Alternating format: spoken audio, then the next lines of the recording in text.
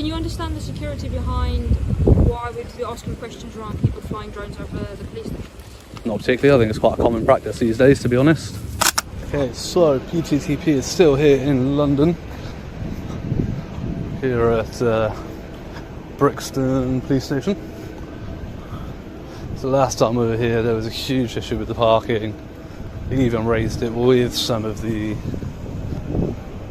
parking enforcement officers that were working the area. They did assure me that they do ticket, but they've been given instruction not to. So I followed that up with a freedom of information request to Lambeth Council, who assured me that the police have been advised that they are not to park like this on double yellow lines, and that they are not to park in the resident permit holder bays.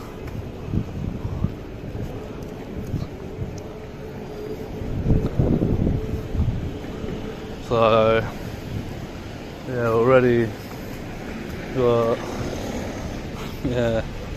just about touching the yellow lines.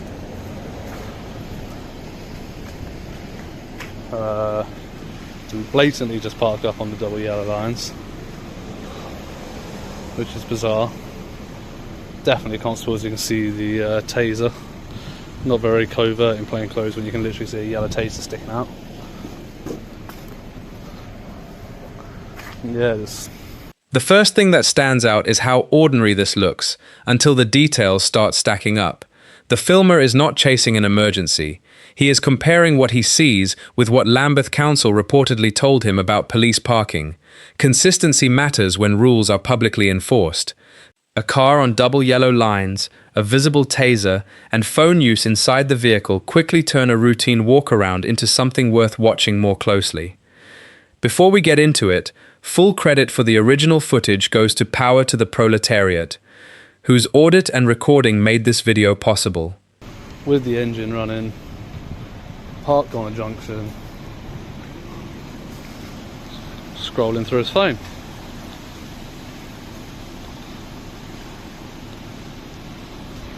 Not great.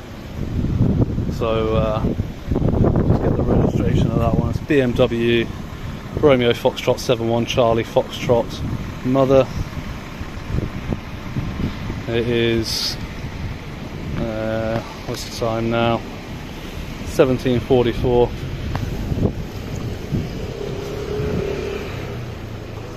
Absolutely shocking.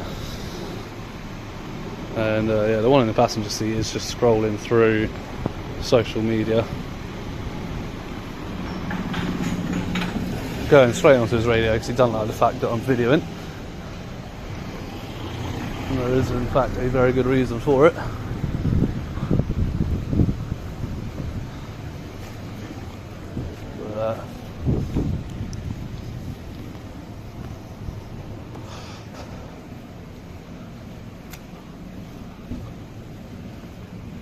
Yeah, it looks a little bit better up here than it did before, at least. I don't think these are police vehicles parked up here, which is good.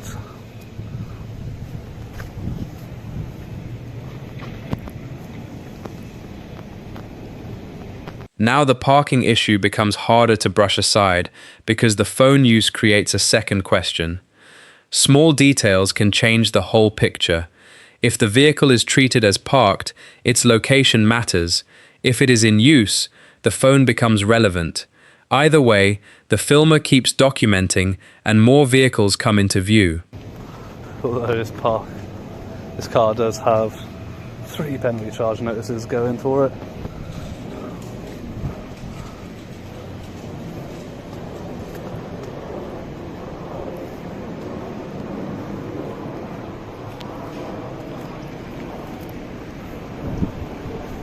So this constable's caught himself in a catch-22 here, because he's either going to allege that he's not driving and he's parked, hence he can use his phone, or he's going to say that he's driving and using his phone, but then, if he is parked, then he's parked literally on a junction on double yellow lines, which is unsafe.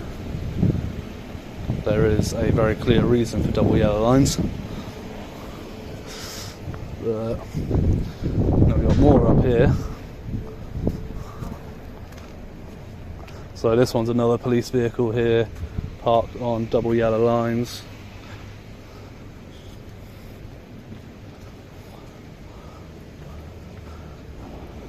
Another one on double yellow lines. And no, this is a blue badge holder, not a police vehicle.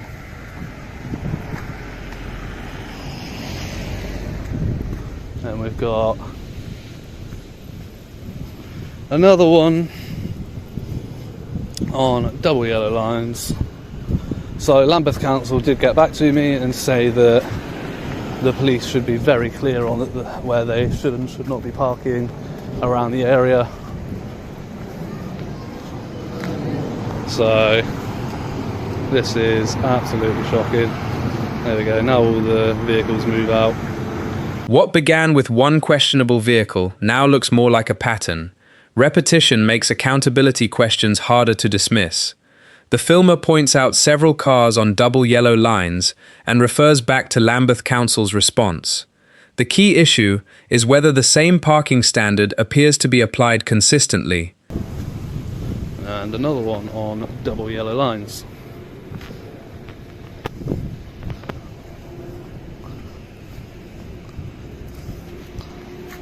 With a broken rear step.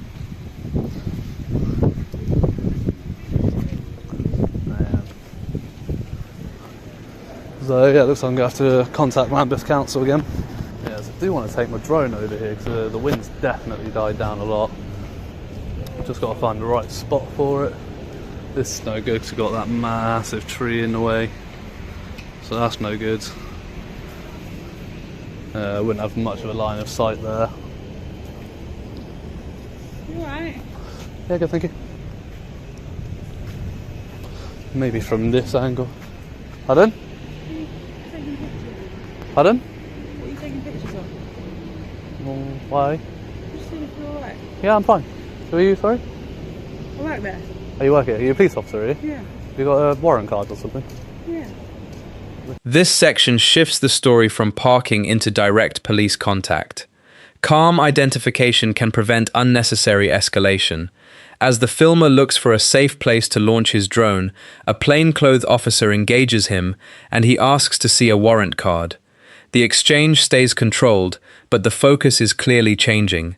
If you want to know your rights before a situation like this happens, check out our Know Your Rights series for England and Wales. It's a simple, practical guide to dealing with police powers. The link is in the description and pinned comment. Back to the video. Okay. You going? I want to see a warrant card. I mean, you're engaging in a stop and account, so I'd like to see a warrant card, please. I'm gonna go in. There's my warrant card. I'm a police officer. Lovely, thank you. 244918. Thank you.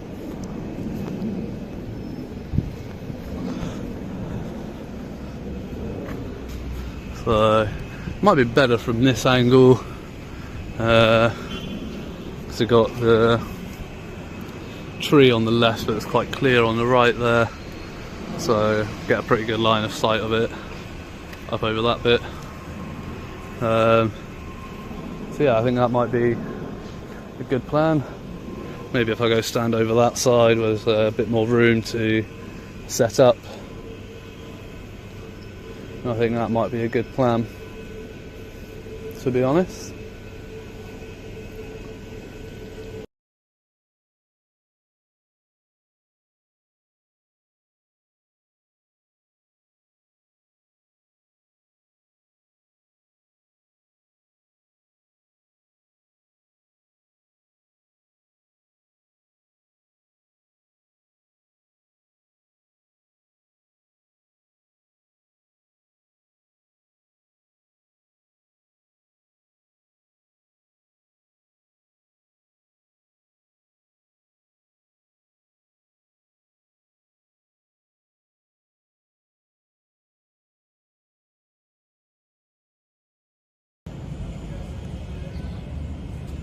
There we go. So I've just did a short video with a drone over, but yeah, for some bizarre reason. The drone flight adds a new layer, because the filmer says the signal starts dropping near the station. Unusual does not automatically mean unlawful. He considers possible interference and a nearby flight restriction zone without claiming to know the cause. Then a passerby recognizes him, creating a calm pause before the harder questioning ahead, and the calm pause does not last. In the second half, officers question the drone flight, press for details, create an intelligence report, and face a direct challenge over body-worn video. The signal kept dropping out and the drone just had a bit of a mind of its own. So I don't know if they've got strong antennae somewhere near here. There is a flight restriction zone nearby, so maybe there's something interfering with it from there. Just don't know.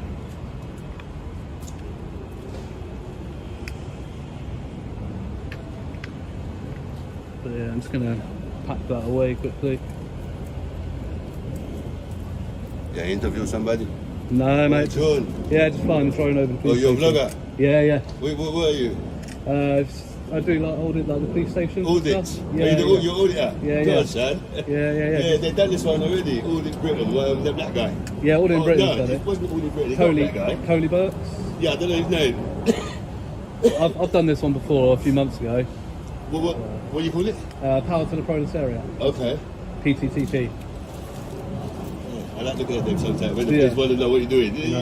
they have to know. I had a really good one from Bethnal Green the other day. Where I Okay. walked in. And the police actually talking. Yeah. I like watching it. I like them against the press, you know what I mean? I like watching the American one sometimes. I'm against the press. Yeah, I'm against very the press, good. yeah. He's very good. Very I good. watched him and the other one. What's his name? Long Island Audit. No, yeah, I watched him and Audit the Audit and all that. Audit. Yeah. Audit, I watched all them one. No, it's nice. Oh, easy. The conversation with the passerby feels relaxed, but it creates useful contrast before police re-enter the scene. Calm behavior creates useful contrast later. The filmer explains what he does and says officers sometimes leave him alone when they understand the situation. That baseline matters because the next interaction becomes much more pointed. Cheeky subscribe there. Yeah, of course, subscribe, of course. There you go, buddy. And your notification, yeah? Yeah, I put the notifications on there. But yeah, definitely check out the Bethnal Green one. The Bethnal You'll Green like one, that. that's a good one. How long have you been doing it? Since November last year, officially. November last year? Yeah, and And how'd you find it? yeah, it's good. The Today, hassle you get the hassle, don't you? yeah, today's been a bit dry. Like Okay. London's drying up. Yeah. To be honest. Like, they're In cracking terms on of leave you alone. Yeah. Like, they know what you're doing, leave you alone. Exactly, So the member must have got out somewhere. Yeah. But Yeah. I'm thinking to go up to Manchester some Okay. point soon Oh, go on. and like start travelling up further a bit Yeah. north. And do people send you like little things now and then, like Yeah. something to help you along your travels? Yeah, definitely. Yeah, There's yeah. I've got a link on there, so through Buy Me a Coffee. So Okay, people yeah, like do, like, send donations. Okay, and it's you, yeah? Yeah, It yeah. don't go nowhere else. Pardon? It don't go, if people want to send you a little fiver or something like that, it goes to you. Yeah, it goes to me. The company that like handle it all, they take like a 10% cut. Okay, It's thank you less- for telling me that. Yeah, Yeah, it's less than what someone you told me think. they did. Other people might go somewhere else. Yeah, But- YouTube take quite a lot. Like, Okay. they take up to like 40% of it. Yeah. Yeah, Okay. So. But anyway, nice meeting you. And give you, buddy. Daniel a shot. Give me Daniel a shot. If you want to Give hang Daniel a around, if shot. you want to hang around and watch, mate. Yeah. Give Daniel a shot. Yeah, You know what I yeah. mean? Yeah, Daniel. You know what I mean? But I'm just right there. That's Yeah. cool. Nice one, man. So Yeah. Well, that's you'll it, be on it, man. So, Yeah. it's been awesome. Hello, sir. How you doing? You alright? Not bad, sir. So I just come to have a chat with you. I thought I saw you flying a drone over the Nick. Yes. Oh, I know. I just come to chat to you to find out why you're flying a drone over the Nick, what you're doing, sir. That's exactly what you just said and do. Yeah, but why over the police station in particular, sir? Because that's what I'm interested in. Okay, what is it you're interested in? I'm just going to move that a little bit. Pardon? What is it you're interested in, sir? What is it? Well, about I've the just police told you, station? haven't I? You just said the police station. It's not There you very go. specific. What is it about the police station you're I don't interested in, need to be sir? specific, do I? Here the tone changes almost instantly. Questions alone do not equal detention. An officer asks why he is flying over a police station, and the filmer says he does not answer police questions.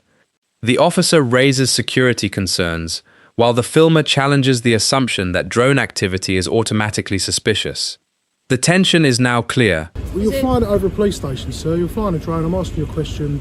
I'm not trying to be difficult with you. And I'm not trying to be difficult with you, but I don't answer questions to the police, and that's all that needs to be said, isn't it? Okay, what's your name, sir?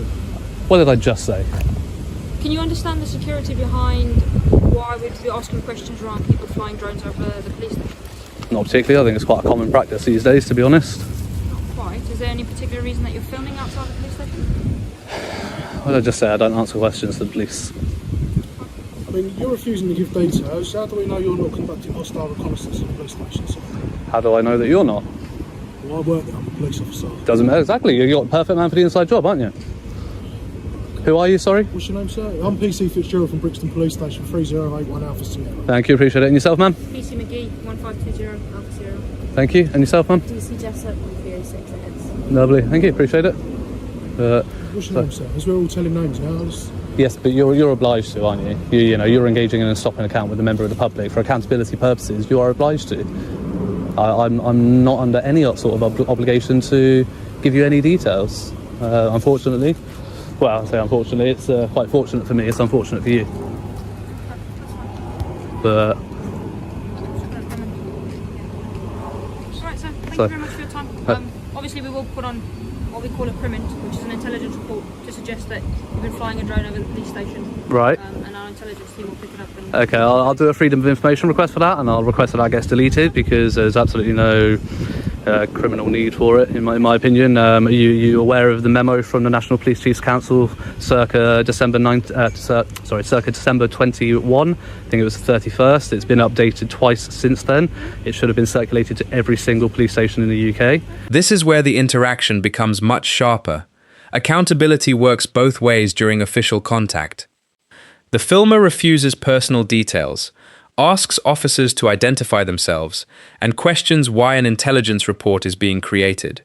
He then raises national police guidance he believes officers should know, bringing the disagreement over information gathering fully into the open. Every single constable should be aware of it.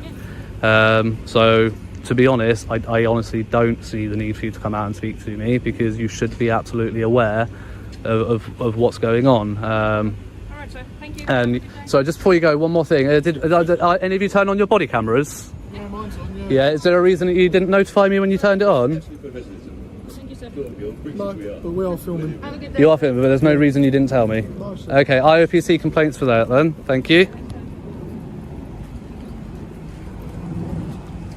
So what does transparent here for you? So for me there, buddy, they come and they ask questions. Yeah. And ultimately, they don't like when people don't answer their questions. So, you know, they asked me a question. Yeah. I gave them an answer. I said, I'm flying over the police station. Yes, I'm interested in the police station. That's it. That's my answer. Yeah. I didn't refuse to answer that one. Clearly. But because they don't like the answer, because it doesn't fit the narrative of something that they can try to arrest me for or try to get my information for, it doesn't fit that narrative for them, they keep pressing. So They had nothing to stand on coming over to tell you they was in their right to come over and tell you what they told you, or I would say they have the right to come and address me, absolutely. The same way that you come and talk to me. Yes. So, you know, everybody has that right. yeah. I have the right not to answer their questions. Same way I didn't have to engage Yes. with you, you know, and you know that's how it goes. And the problem is, like, if I said to you, sorry, but I'm a little bit busy at the moment, Yeah. you probably went, oh, no worries, and either watched from distance or watched it online later. The final police exchange turns on transparency and restraint. Professional conduct matters most when nobody agrees. The filmer asks why body-worn video was activated without notice and says he may complain. He also accepts that officers can approach and speak to him, while maintaining that he can choose not to answer further questions. So do you think it was your politeness that made it okay, or is it because you know what you're doing and they know you know? I think a combination of both. Combination. Yeah, absolutely. So I do try to be polite but assertive. I can be a little bit more with it if they get to a point where I've said I don't want to answer their questions and then they try to make up a law or try to detain me or search me or do something abusing their powers. I can become a lot more vocal and a lot more sort of aggressive with how I'm talking to them. But until that point, I think it's just best to stay polite, stay knowledgeable about what you're doing. Well explained, well yeah, said as well. Absolutely. Well said. But Well, yeah. I'm Daniel anyway. Nice to meet you, Daniel, PTTP. Nice to meet you. And, yeah. But yeah. Take the video. You know, put up with your one. Oh, I don't know how I know to, you mate. do it. I don't know how. I just done it now, so where is it? Go back. Oh, he's a nice guy. So yeah, he stood there and filmed the interaction as well, and then did like a little interview with me afterwards, which was pretty cool. So I gave him like how my version of events went down, how that was from my perspective.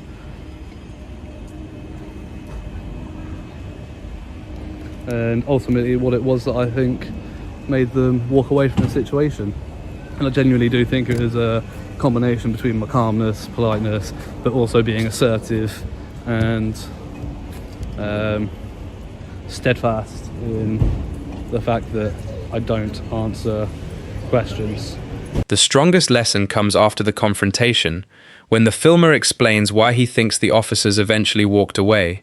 First, staying calm can keep a tense encounter from becoming needlessly bigger. Second, knowing the difference between a question and a formal power can help people understand what they are watching. Third, politeness and firmness can exist together. That combination appears to shape the whole ending here. Tell me in the comments which moment you thought changed the interaction most, and subscribe for more calm breakdowns of police encounters. This video is educational, not legal advice. Always check local laws. Peace out.